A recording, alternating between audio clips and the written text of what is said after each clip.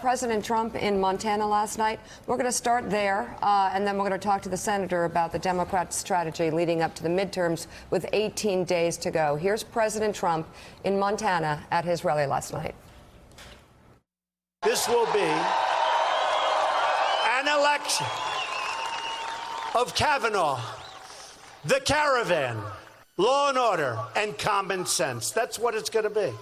It's going to be an election of those things. And we're doing a lot of good. The Democrats have truly turned into an angry mob, bent on destroying anything or anyone in their path. The shameful Democrat mob, and we're calling it a mob now. A lot of people are calling. These people are starting to think of it as a mob. The choice could not be more clear. Democrats produce mobs. Republicans produce jobs. All right, so apparently the Dilbert, the guy that created Dilbert I saw last night, I think Will Ron tweeted that the guy who wrote Dilbert, Yeah. he recommended that little rhyme. So it's cute that the President of the United States hears from a cartoonist who writes Dilbert, and Scott Adams, and gives him his punchline for the rest of the campaign. Don't take it where you can Democracy in America. Hey, Senator Schumer, so congratulations. I got to tell you, I don't know who to root for. I hate the Red Sox, but I hate the Dodgers. Remember what we used to say in Brooklyn? The three most evil men of the 20th century: Hitler, Stalin, O'Malley. I don't know who to root for. Who to root for? But I got one.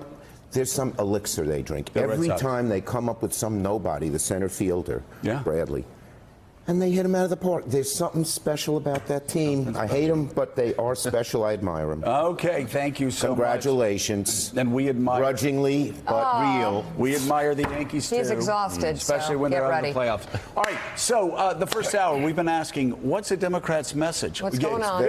Because there are a lot of depressed Democrats right now post-Kavanaugh.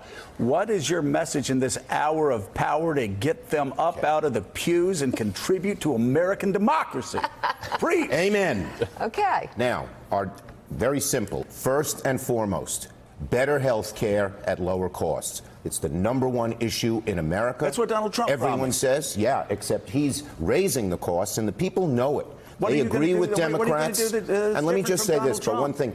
Mitch McConnell gave us a gift in the last 3 days. He showed who the Republican Party really is. Day 1, cut Medicare, Social Security, Medicaid. Day 2, remove 30 million people from health care. Day 3, join a lawsuit that gets rid of pre-existing conditions. Health care, my mother used to tell me, when someone shows you who they are, believe them. And that's a game changer. What McConnell did in the last 3 days is a game changer for us. So #1, he talked about cutting entitlements. And then I want to go to #3, though, because the president's saying Republicans will always support pre-existing conditions. Republicans are all running around scared, saying, oh, we all support pre-existing conditions. Just let's not put too fine of a brush on this. That's just a blatant lie. Explain to people that are watching why that's a lie. I said to the president yesterday, not personally, but, Twitter, if you really believe it, drop your lawsuit. Right now, the president has a lawsuit that will cause pre-existing conditions to go away. 19 Republican attorneys general joined it, including 2 running for the Senate. They are so scared that they are being hammered on this lawsuit. They say, well, I'm really for it. If you're really for it, get off the GD lawsuit. Willie. Well, the other thing you've raised is the deficit, the debt and deficit, which Republicans and conservatives have preached about for generations, as you know. Blowing a hole through the debt, blowing a hole through the deficit. It's going to be $1 trillion maybe by next year. Right. And yet there's this tax cut that only adds to that. It's the old trick. Is there something in there for Democrats to hit Republicans on? Absolutely. And have they been doing that effectively? Yes. This election is neck and neck. And as I said, McConnell gave us a gift. That's a game changer when he shows who he is and wants to really hurt people on health care. Should it be neck and neck? Shouldn't Democrats be ahead by like 20 points after all Donald Trump I'm talking in the Senate. In the House, it's not neck and neck, but we had a tough map. A year ago, if I came on the show and would have said it's neck and neck, you'd say forget about it. And what we have found in states where we thought we'd be way behind, we're neck and neck. In states where we thought it would be neck and neck, we're way ahead. We're doing much better than anyone thinks in a very, very tough map. And #1 reason, let me go back, health care. ABC, CBS, Fox News, #1 issue in America, health care. Every poll shows they favor Democrats by 15 or 20 points. We're closing on that issue, and it's going to help us just have victory in state after state after state, including places that people didn't expect. So let's talk about Nevada for a second, a state where John Ralston yesterday said if the Hispanic vote is 13-14%, Democrats win. If it's 11-12%, it's a toss-up. If it's 10%, Republicans win. We heard, and I'm sure you've heard this statistic, over 50% of Hispanics report that they have not been contacted about this election. Are the Democrats going to reach out and touch their natural base over the next 18 days? Absolutely. And why haven't they yet? Well, we have in a lot of places, including Nevada, where we have a very, very strong turnout operation that's been going on for years. And the Hispanic community, guess what their #1 issue is? Surprise, health care. So shouldn't they be voting for Democrats? And they will. droves? You will. The Hispanic turnout we have found is first on our side by large margins. And on health care, you talk about Nevada. Dean Heller, he's on TV now in commercials that we've put on. I will never get rid of health care. I will never vote to repeal ACA. It hurts too many Nevadans. And then his arm is twisted. He changes. He's going down because he did that. What's the combination of victories that has you winning the majority? Well, you know, I mean, it's neck and neck, as I said, and I'm not going to get into specific states, but across the board, we're doing better in places that we never thought we could. Where? All over. You name it. You name the state, we're doing better than we thought. North Dakota. Heidi Heitkamp, that's our toughest state. Yeah. But Heidi Heitkamp is the best retail politician I've ever met. North Dakota has 600,000 people. Did That's she make about a mistake the other Brooklyn. day when she showed sexual She apologized, sexual but abuse they know victims? how much she has done for North Dakota. The soybean farmers are getting hurt by all these tariffs, and Heidi has done so much. And why She's she- opposed why- the why she Democratic behind- Party on certain issues. Why is she behind in the polls? Why is she behind in the polls? Because it's the second toughest state we're running in. Trump won by 36 points. It's a very Republican Manchin state. looking good in the toughest state? Did you see who endorsed him yesterday? Yeah, that's a point. Nick Saban. Nick Saban. He may be the one Jerry person West. who's more popular than anyone else. I won't name the name in West Virginia. Yeah. Were the Kavanaugh hearings helpful to Democrats or helpful to Look, Republicans, you know, or both? Let me just say, yes, it energized both sides, but we always knew things would close in September. You know, the states we're running in, talking about the Senate, not the House, you always had Republicans going back, so we knew it would close. But what's happening now in the last week, the tide is moving back in our direction because, #1, I'm sorry to say it again and again, but it's health care, health care, health care, health care. And they are losers on it. And then McConnell says what he says. It's like a closer for us. What did he say? There it is. What did he say again? He said 3 things. #1, because of the deficit created by the huge tax break, which mainly went to wealthy people, and they can't campaign on that anymore. Right. It's not popular. So #1, he said, because of the deficit, we got to cut Medicare, Medicaid, Social Security. that's Day right. 2. Yeah. Day 2. Yeah. He says we ought to repeal ACA. Repeal ACA. Kick 20 million people off health care. When right now, last poll, 54% of Americans favor it. Day 3, he supports the lawsuit, which will get rid of pre-existing conditions. That's I couldn't have written a script better for McConnell to say these things. So, entitlements and get rid of ACA 20 million off the Repeal, rolls. yep. And then the #3 one is pre-existing conditions. Okay, that's a lot right there.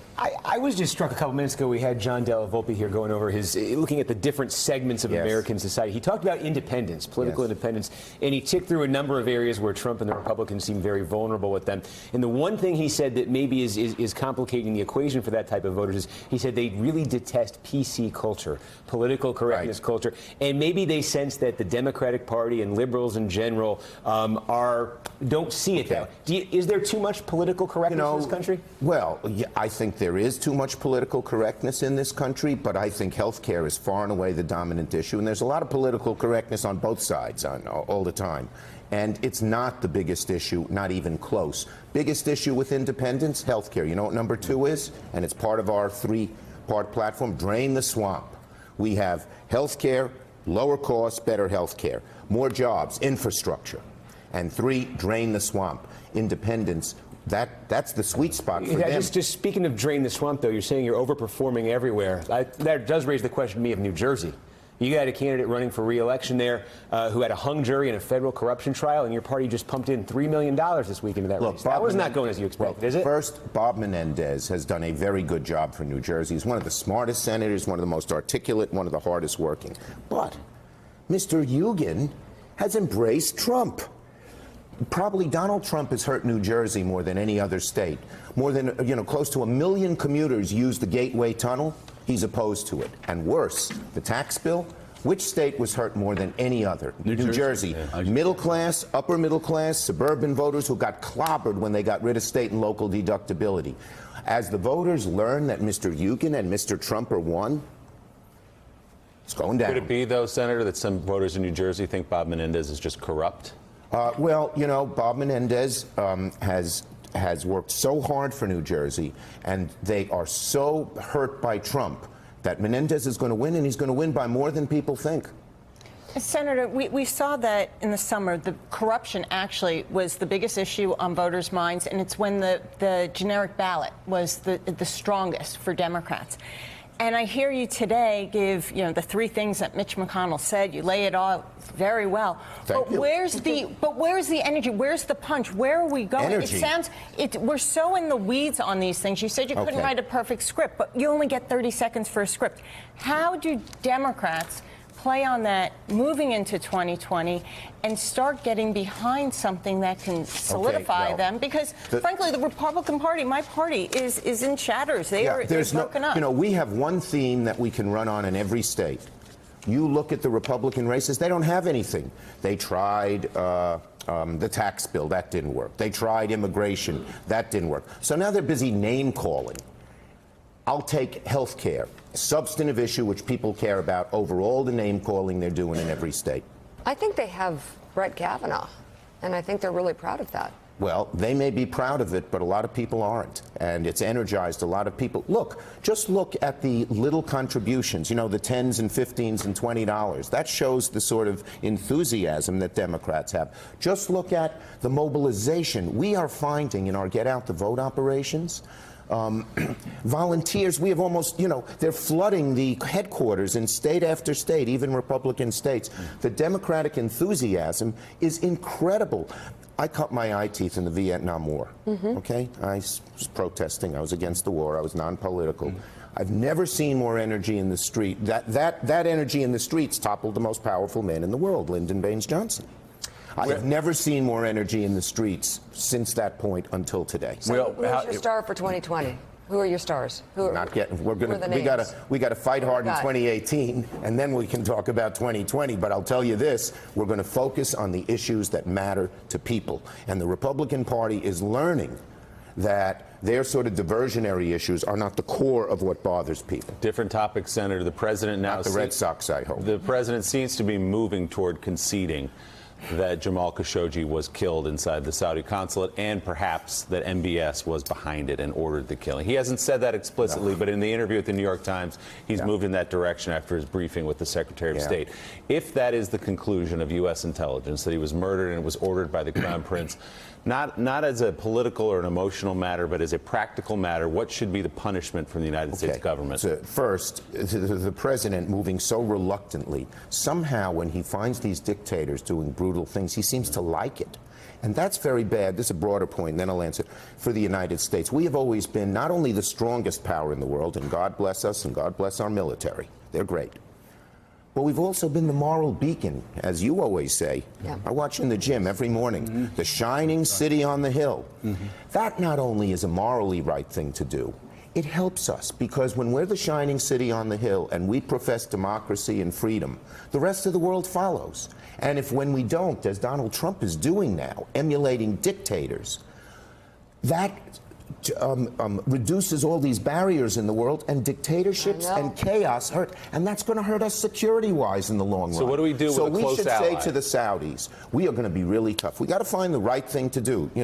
The president doesn't want to cut the military. There are 10 ways from Sunday to really show Saudi how angry we are, and it'll help them. Because if the Crown Prince continues in this direction, he's not going to last very long. What are the top 3 of those 10? things we can do? Well, we have all kinds of political and military and intelligence alliances with them, and they need us. Their enemy is Iran. I'm not a big fan of Iran, as you know, and we can do many, many different things. And this isn't just one instance. What they're doing in Yemen, you know, bombing a school bus. How many children were killed? 7? I don't remember the number. But it's horrible. But it's not going to serve him. He came on as this reformer. That was working great, but he has a lot of enemies. And when he loses support for his white hat reform and starts wearing the black hat, he's going to lose out within Saudi Arabia. He's making a huge mistake, and I can't quite figure it, except maybe that's his mentality. Senator Chuck Schumer, thank you very much for being on. Thank you, Senator. Great to have you. I'm not going to say go Red Sox. Okay, you don't have. But I'm not going to say. But you're not going to say go Dodgers either, are you? All right, All we'll right. take it. And the Giants. Where's Barnacle? We have not had a good year in New York sports-wise. Exactly. Thank you so Can much. I tell the Giant owners? Offensive line. Yeah. Okay. You just the message did. has been sent. Message has definitely been sent. We'll see if it's received. Thank you very much, Senator Schumer, for being on this morning. Good to be here. And still ahead on Morning Joe. Am I doing okay? I'm president. Hey, I'm president. Can you believe it? The Republican health care plan. While they're laughing, 23 million Americans lose their coverage. Protection for pre-existing conditions gone. Medicaid slashed. And older Americans hit especially hard. All to give huge tax cuts to the rich. Another broken promise by politicians. I am going to take care of everybody. Everybody's going to be taken care of. Donald Trump's Republican Party. Bad for your health. Not an actual ad, but probably will be.